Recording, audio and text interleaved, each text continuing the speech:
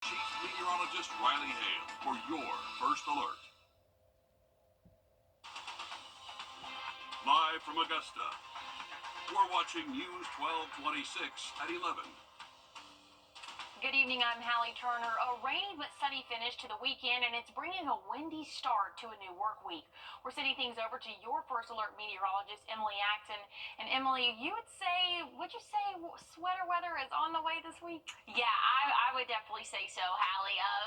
I would say unfortunately or fortunately for some people, I like sweater weather, but it's definitely going to be that early tomorrow morning. Right now, we're sitting in the 40s. It's 43 here in Augusta, but Atlanta, you can see 38. We're going to be joining them shortly. We're going to be cooling off into the overnight hours. We're actually going to see lows dip to right around freezing for us. Good news is dry conditions right now, expected to stay dry really for the next 48 hours, but we had a stormy start to our morning. Look at all those storm reports there across the CSRA, all of those little blue icons there, the lighter blue color you're seeing, that's just reports of tree damage. So we kind of saw that all across the CSRA today, but otherwise things were out of our hair quickly, so we had a pretty decent afternoon. Very windy though. Good news is those winds should be dying down for the early morning hours, and that's good news because early morning lows are going to be right at freezing, so you definitely don't want to have to deal with the wind along with that, but we will need to bundle up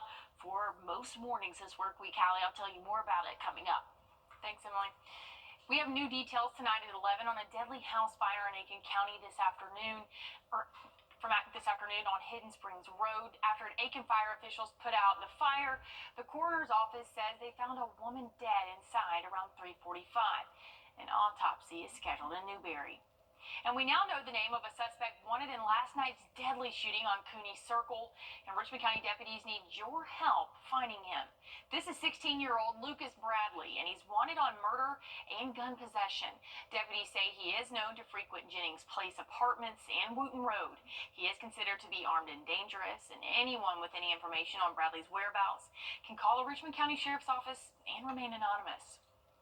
And this was the scene last night after a deadly shooting killed 32-year-old James Wise. Deputies say when they arrived on scene, they found Wise inside of a home where he was shot in the neck. An autopsy is scheduled, and his death makes the 7th murder in Augusta this year. And severe weather struck much of the nation this weekend, and we felt it right here overnight, and at least 8 people have been killed in Kentucky and 1 person in Atlanta. Shaquille Brewster reports. Tonight, historic and deadly flash floods slamming the South. We have lots of roads that are closed due to flooding. At least 8 dead in Kentucky. Fears that number could go up. More than 1,000 rescues, crews racing to save people stranded in rising waters. You can see the scope of the damage in communities across the state. Entire neighborhoods wiped out and underwater. The governor today declaring a disaster emergency. This is one of the most serious weather events we've dealt with in at least a decade. Stay off the roads. If you hit water, turn around. It's not worth dying. Power out to hundreds of thousands across the region. The devastation hitting Tennessee, a catastrophic situation unfolding in the northwest part of the state after floodwaters overwhelmed the levee pouring into this community. Rescue crews rushing resources to the area. The water's coming down pretty quick and getting pretty high. Neighborhoods from Tennessee to Virginia underwater. Some places getting nearly 8 inches of rain since just yesterday. And it wasn't just the floods. 4 confirmed tornadoes across the South, too. Got a pretty large tree that fell on a house. And our George Solis is in Florence, Mississippi. And you can see where the tree snapped here right before it fell onto the roof of the home, and fortunately, the homeowners were unharmed. A different story, though, in Atlanta, where wind gusts got up to 70 miles an hour, a tree there falling and killing a man in his home. In northwest Alabama, a massive cleanup is underway after gusts tore through buildings and power lines. You see behind me, roofs are blown off. Most of our buildings downtown. We lost one of our middle school, R.A. Thompson. The roof blew off a bit. Back in Kentucky, officials already bracing for the next threat. We're going to get hit with more snow again while we're still dealing with this flood situation. It's going to be significant. Now back here in Georgia, Georgia Power says they are working hard to restore power to customers after the storms, a majority of them in Harris and Troup County near the Alabama border. And First Mount Mora Baptist Church of Augusta celebrated its 63rd Gospel Choir anniversary today.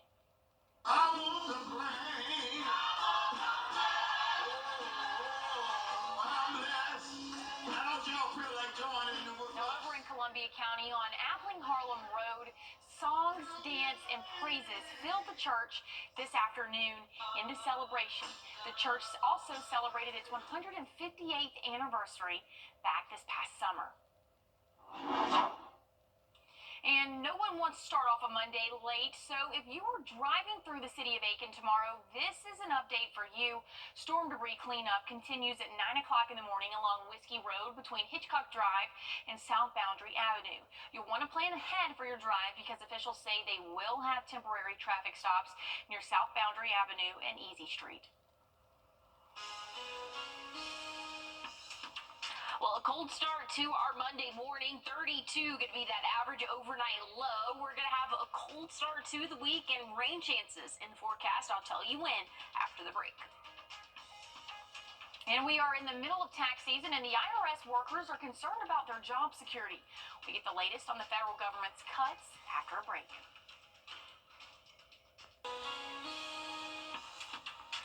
Well, it's currently 43 degrees, but we are going to drop off several more degrees overnight tonight. I'm expecting a low right around freezing, so a cold start to your Monday. I'll have a look at your full forecast coming up. And the new Captain America movie made its debut this weekend. Stick around to see where it landed in the box office after the break. $6.99 original bag, only at Hardee's.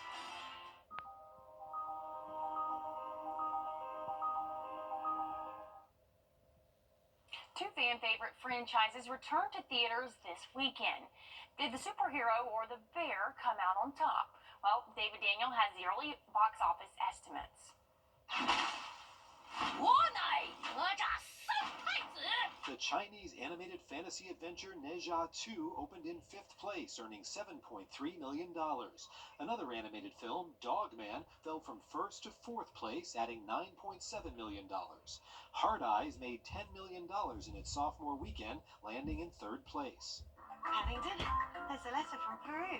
Paddington in Peru debuted number 2. The 3rd film in the franchise took in $13 million. I want you, Captain America, to help me rebuild the Avengers. Captain America Brave New World easily took the top spot, opening with $88.5 million. In Hollywood, I'm David Daniel. All right, and for the first time in the last, 8 months we've been doing this, there's no scary movies on this, so I would actually go and watch any of those, especially Paddington. I think it's so cute. Yes, I really want to see Paddington as well. It looks adorable. Very cute movies out there, so maybe this week wouldn't be too bad of a week to go to the movies. It is going to be a cold start to our week.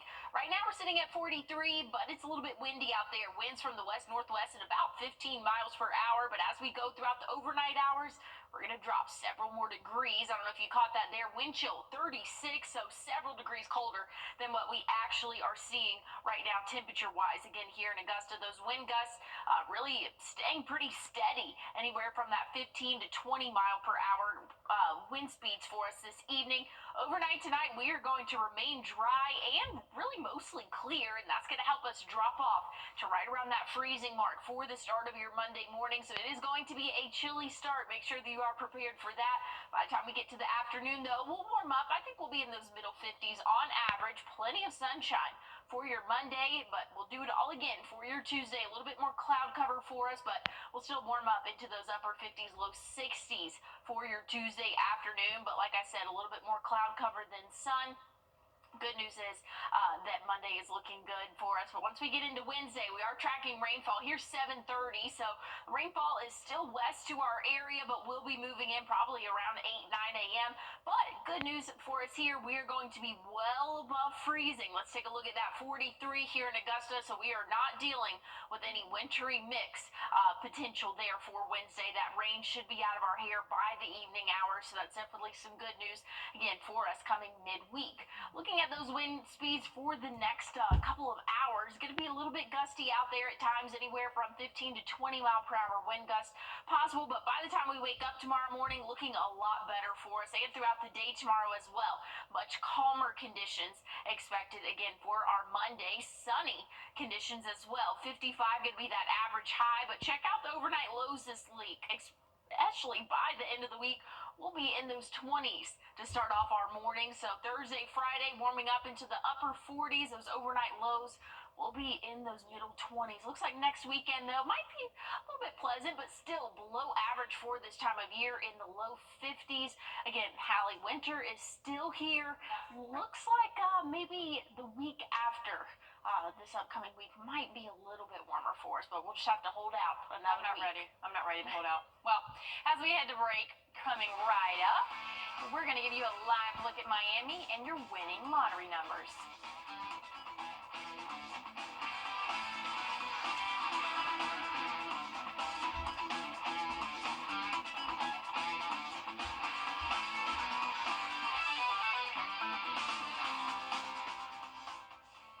You really don't need it cooling. Head to WRDW.com/Morning Mix to win a Morning Mix mug. And catch the mix Wednesday and Friday mornings to see if you're a winner.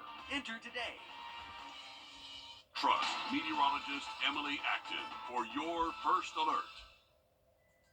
When you say let's go to breakfast, you mean let's go to McDonald's.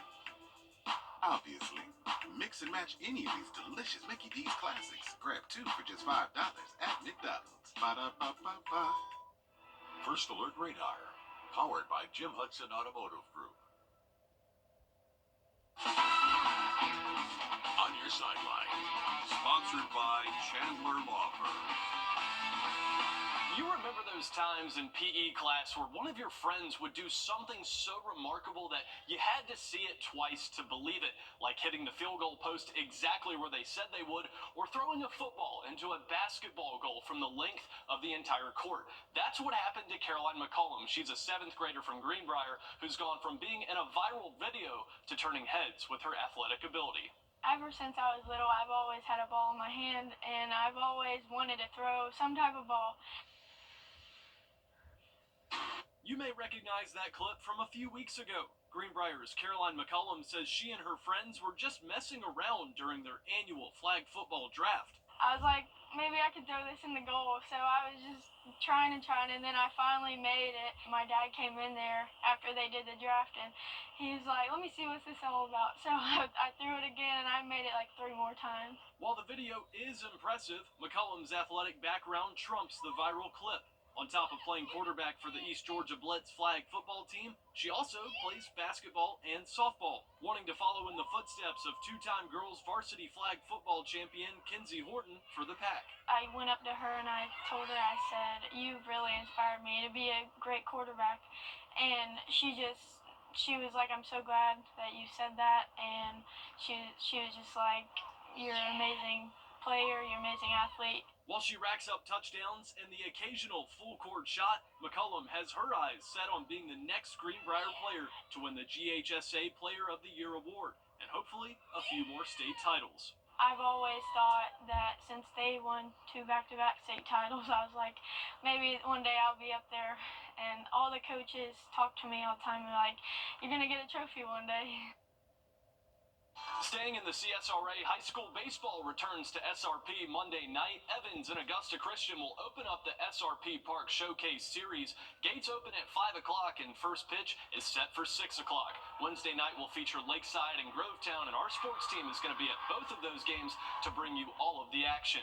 Also happening this week, high school basketball playoffs. Sunday, the GHSA finalized all of the brackets for us, and we've got 5 local teams inside of 2A fighting for a state championship. Up in 3A, Cross Creek leads the way, coming off of a region title loss to Baldwin. In 5A, Lakeside put on quite the region tournament run, and they're going to be carrying a lot of momentum into the first round. In the girls' bracket, once again, 2A Region 4 is going to be well represented. We'll be getting a 3rd rendition of Butler versus Laney. The winner of that game will have the chance to face the region champs over at Josie. Rounding things out, Evans didn't capture a region title, but they did capture the school's first winning season since 2013. The Knights will look to make even more history with a state title run. Speaking of hoops, it wasn't a Sunday fun day up in Columbia for Dawn Staley's Gamecocks. Number 4 South Carolina hosted number 7 UConn, maybe forgetting that Coach Gino's Huskies are not a team you want to toy around with. Tahina Paupau was the only Gamecock starter who hit double digits. Meanwhile, 4 out of 5 Huskies broke that mark. UConn shot 13 of 28 from the 3. South Carolina a brutal 3 of 17 from that range. The Gamecocks lose 2 games in 7 days, 87 to 58 against UConn. That snaps the 4th longest home winning streak in NCAA history at 71, and that's also the first time since the 2020-21 season that Dawn Staley's program has lost more than 2 games. A loss like this is about toughness. A loss like this isn't about anything besides getting our players to just keeping the main thing. Obviously, when you lose like this, there's something else is going on that isn't just about basketball. So we got to figure that out and get back on it. And spring training continues down in Florida for the Atlanta Braves. After suffering a massive list of injuries last season, AA and SNIT are ready to remind the league what they look like when they're fully healthy. Outside of signing Urickson Profar, the ball club really didn't make any offseason splashes, but that move will lead to changes in the outfield in the coming months. Profar is expected to take over at left field with Jared Kalinick sitting in right. That's at least the plan until former NL MVP Ronald Acuna Jr. makes his return. As long as I work on, doing what I'm supposed to and focusing on doing my job, I'm gonna have my opportunity. So, I'm gonna do everything I can to help this team win. That's like the only thing I can control. I want to win just as bad as everybody else in here. So everything else is kind of irrelevant. Now, even if Kalinick is removed from the playing field this season, the Braves could look to him behind the plate if they get into another hitting slump. Last year, he notched 15 home runs and 45 RBIs for Atlanta.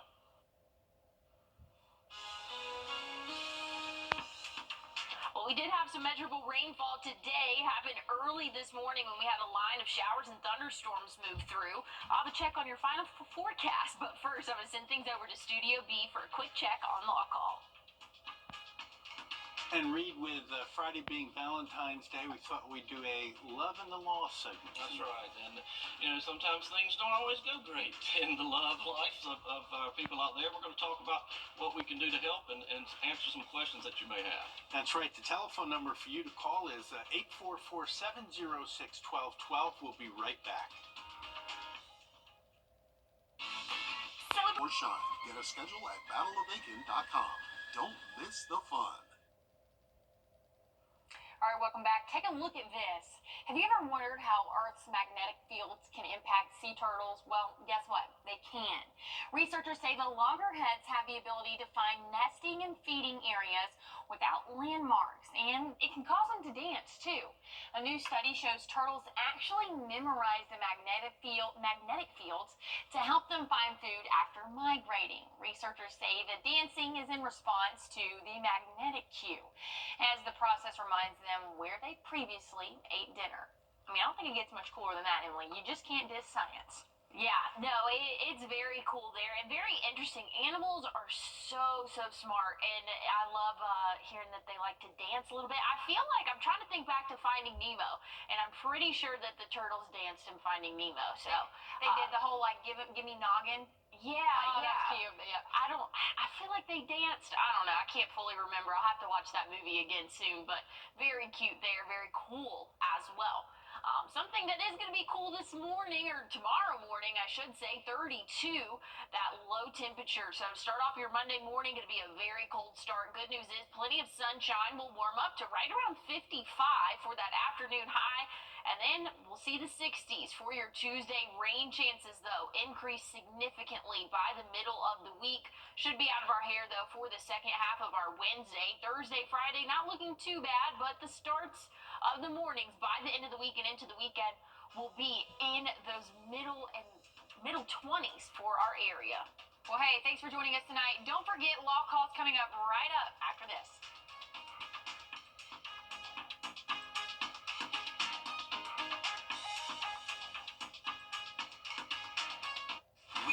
for the